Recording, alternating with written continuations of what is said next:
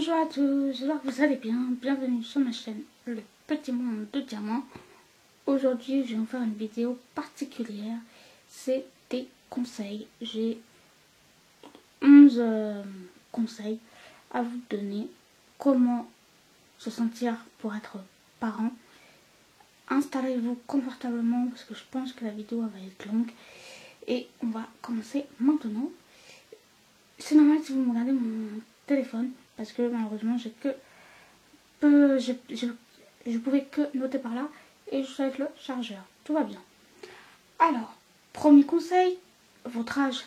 Alors quand je dis votre, c'est vous, un couple, hein, voilà. Quel âge avez-vous? Parce que si vous avez que 15 ans, de 15 à 20 ans, non, on ne pense pas à ça, c'est beaucoup trop tôt. Hein, voilà, c'est beaucoup trop tôt. Parce que vous allez comprendre pourquoi dans la vidéo. Si vous êtes un peu plus mature, quand je dis mature, c'est-à-dire de 15 à 20, non. Mais après 20 ans, là, vous pouvez en parler, d'accord.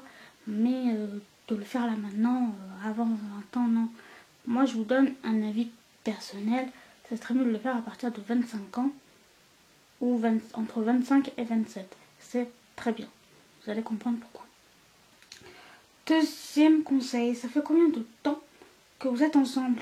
Eh oui, parce que ça aussi, il faut le savoir. Si ça fait qu'un mois ou deux, oubliez.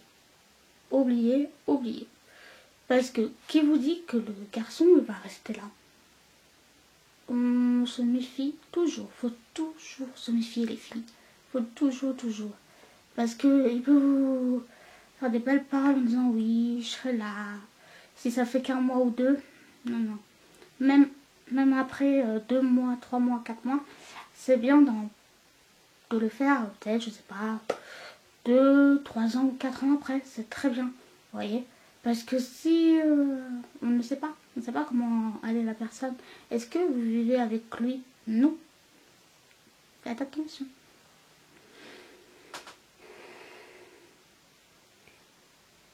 Alors, 3, vous avez un travail. Parce que, évidemment, quand on devient parent, un enfant, ça prend beaucoup d'occupation. Il y a beaucoup de choses qui coûtent cher pour un bébé. Par exemple, j'ai fait une petite liste. Là, j'ai pas les prix en tête, mais je vous mettrai les photos avec les prix. Et vous allez voir de vos propres yeux des couches. Et pourquoi je dis des couches? Parce que tout simplement, l'enfant, il change de taille, évidemment. Il va pas... Bon, ça dépend des bébés, tout ça. Il va pas rester tout petit comme ça toute sa vie. Il va grandir, tout ça. Il faut toujours prévoir, surtout les couches en plus. Alors, il y a aussi la poussette, aussi, quand même. Parce que si vous voulez vous balader au parc ou quoi. Alors, sur internet, j'en ai vu, mais à tort et à travers des poussettes. Je vais vous mettre tous les modèles qu'il y a. Et les poussettes aussi, ça coûte cher. Parce que si vous attendez des jumeaux et des triplés, alors là, ça va coûter encore plus cher, faut le savoir. Le lit à barreaux, ça aussi. Et ça aussi, il faut voir les tailles. Parce que l'enfant aussi, il grandit, il devient après, voilà quoi. Table allongée. Et tout ce qui est produit du corps, voilà, un gel douche, un savon, tout ça, le talc et autres trucs. Il faut surtout prévoir le pédiatre parce que je sais pas si vous avez entendu parler, mais maintenant pour que l'enfant soit scolarisé, il faut qu'il fasse tout, que les futurs parents fassent tous les vaccins. Faites attention.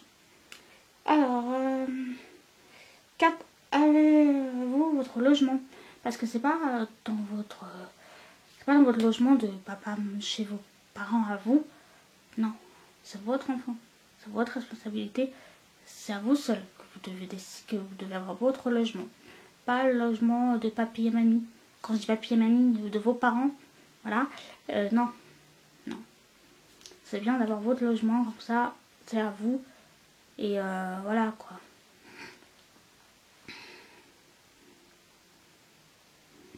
5. Il faut pas que votre logement soit vieux, mais neuf.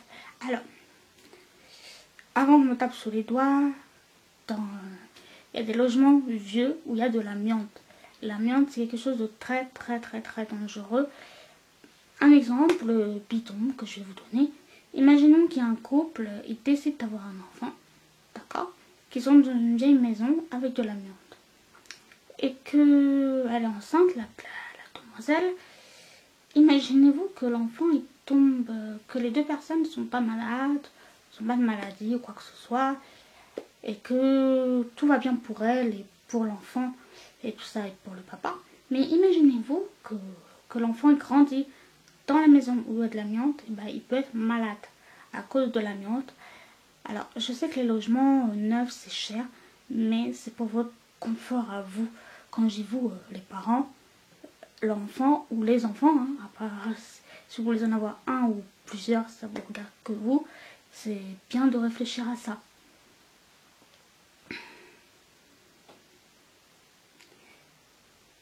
6. Pensez aux prises d'enfants et la barrière pour les escaliers. Faut toujours prévoir la sécurité de l'enfant, toujours. Parce qu'on ne sait jamais, on ne sait jamais. Parce que un enfant, au début, c'est comme ça, après ça grandit. Vous voyez, après ça commence à marcher. Et ça touche à tout et n'importe quoi. Imaginez-vous, vous vivez dans une belle maison. Vous êtes heureux de vivre dans une belle maison, il n'y a pas de souci. Hein. Mais dans une maison, il y a des escaliers. Il faut toujours avoir un œil. Il faut toujours mettre une barrière. Il faut dire non, tu veux monter avec moi. C'est hors de question.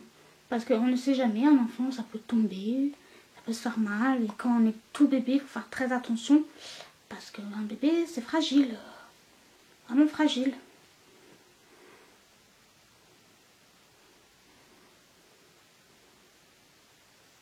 7. Il ne faut pas être en conflit avec les mamans qui veulent pas ou qui peuvent pas allaiter. Parce que ça aussi, je voulais en parler, c'est important pour moi. Vous savez très bien que je suis une personne franche et honnête. Il y a un clan de mamans qui peuvent allaiter, tant mieux. Il y a un autre clan de mamans qui ne peuvent pas allaiter ou qui ne veulent pas allaiter. Il y a des femmes, elles ont peur, il y a des femmes qui ne peuvent pas allaiter. Moi, par exemple, moi, je voulais allaiter. Je suis célibataire, hein, voilà. Je ne suis pas du tout enceinte. Hein. Malheureusement, moi, je ne peux pas allaiter à cause de mon traitement. Vous voyez, et ça me fait mal au cœur. Mais il faut peser le pour et le contre. Vous allez comprendre. Imaginez-vous, vous voulez sortir avec votre moitié et que vous devez donner le sein à votre enfant. D'accord, il y a le tire-lait, mais ça aussi, il faudrait que je me renseigne. Si je sais le prix, si je regarde tout à l'heure, je vous montrerai par ici une photo. C'est bien aussi, et le papa, d'accord, le tire-lait, mais il ne faut pas que l'enfant se confonde entre le sein naturel et la tétine. Quand je dis la tétine, le biberon, pardon. Alors, vous voyez, il ne faut pas être en conflit. Il y a des mamans qui ne peuvent pas allaiter parce qu'elles ont des soucis de santé ou autres, voilà. Et d'autres qui ont peur d'avoir mal et tout ça. Alors, je voulais faire une petite parenthèse quand même pour apprendre à mettre une couche ou pour les futures mamans qui veulent allaiter. À la maternité, ils peuvent nous aider. Vous voyez, quand on ne comprend pas quelque chose, vous pouvez leur demander en disant « Excusez-moi, est-ce que vous pouvez m'aider, s'il vous plaît, parce que j'ai jamais mis de couche de ma vie. » Voilà, elles sont là pour ça. Et voilà, donner la vie à quelqu'un. Eux, elles sont là, ou quand je dis eux, parce que ça peut être des hommes ou des femmes, hein, elles sont là pour nous aider, à nous guider. Parce que, imaginez-vous que vous ne connaissez pas grand-chose en bébé. Au moins, vous avez des professionnels qui sont là pour vous aider. Et ça, c'est bien au moins.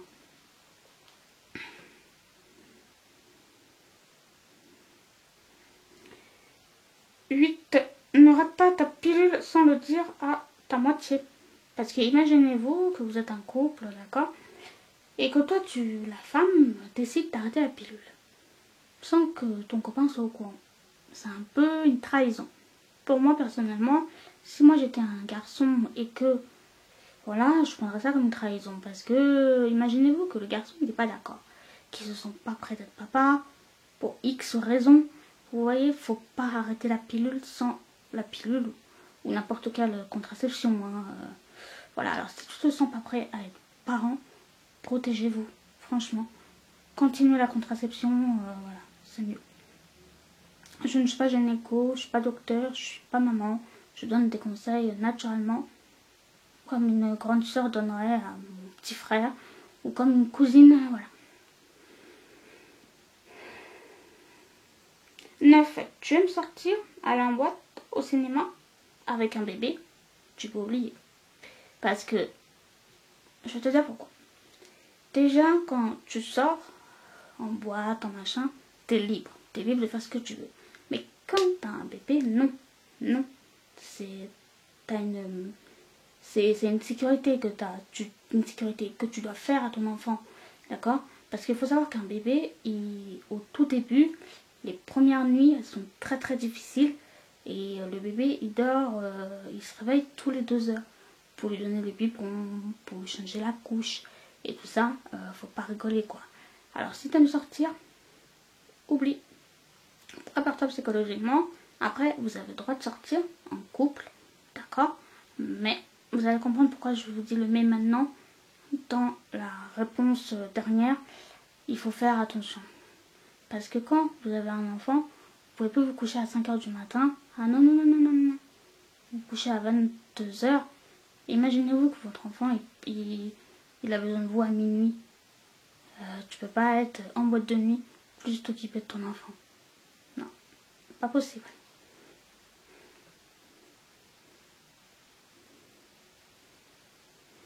10. Ne jamais laisser un bébé seul.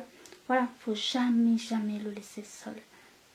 Faut toujours avoir un œil sur lui, l'œil, les oreilles, le nez pour sentir tout ça. Vous pouvez, vous voyez, être avec votre enfant dans la même pièce, tout ça, mais il faut toujours le laisser dans son lit à barreaux, comment on appelle ça, les petits fauteuils, tout ça, mais toujours devant vous. Parce qu'un bébé, c'est vraiment très très fragile.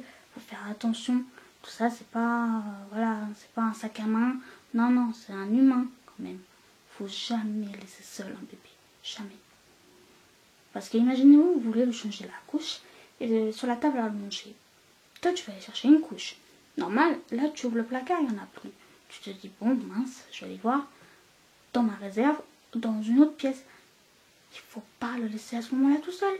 Parce que qui vous dit que l'enfant peut se retourner, peut tomber? Et un enfant, c'est plus fragile qu'un adulte. Vous allez comprendre pourquoi je dis ça. Alors, un enfant, un bébé, dès la naissance, il a 300 os. Parce que tout simplement, il se construit de lui-même. Tout simplement. Et nous, en tant qu'adultes, on a 206. Parce qu'il y a tout qui est mis en place comme un puzzle. Alors, voilà pourquoi je dis qu'il faut faire très attention. D'accord? Voilà. 11. Ne pas laisser votre enfant à la nounou. C'est mieux de le laisser aux grands-parents ou à la crèche. Je vais vous donner une histoire personnelle, là, perso.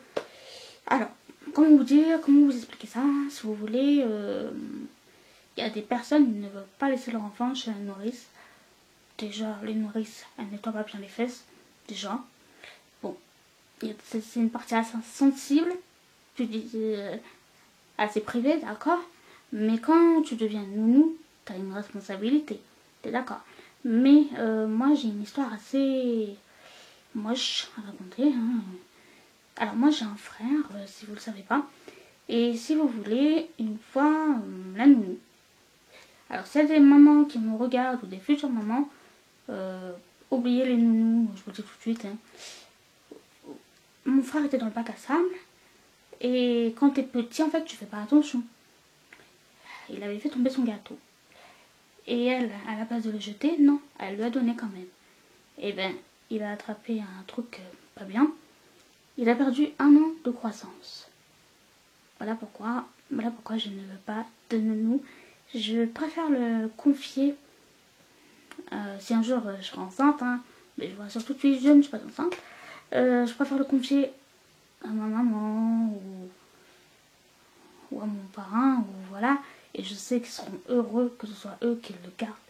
Ou à la crèche, si votre famille habite loin. Là, je peux l'admettre, la crèche, c'est mieux. Parce qu'au moins, ça fait un contact avec les autres enfants, vous voyez. Et avec les grands-parents, c'est bien aussi parce que ils voient ses grands-parents dans notre... voilà, qui s'occupent de lui ou d'elle même. Hein, voilà. Alors, j'espère que la vidéo vous a plu. Parce que cette vidéo-là, je l'ai pris beaucoup à cœur. Parce que moi, vous savez que j'aime les enfants. Malheureusement, je ne peux pas en faire ma profession. Et cette vidéo, elle vient d'une idée de mon cousin. Parce qu'en fait, on parlait des projets comme ça. Et moi, je lui ai dit que c'était beaucoup trop tôt pour moi que je devienne maman. Tout ça, je suis célibataire. Hein, et que pour avoir un enfant, il faut avoir de l'argent, un logement. Il faut être assez mature, quoi. Un enfant, ça se peut faire comme ça, d'accord, mais il faut faire attention. Voilà. Alors, si tu as aimé ce genre de vidéo, mets-moi des j'aime. Et si tu veux revoir ce genre de vidéo, de conseils avec les bébés ou quoi, ou autre sujet, dis-le-moi en commentaire, s'il te plaît. Et viens me voir sur les réseaux sociaux. D'accord? Et je vous dis à bientôt.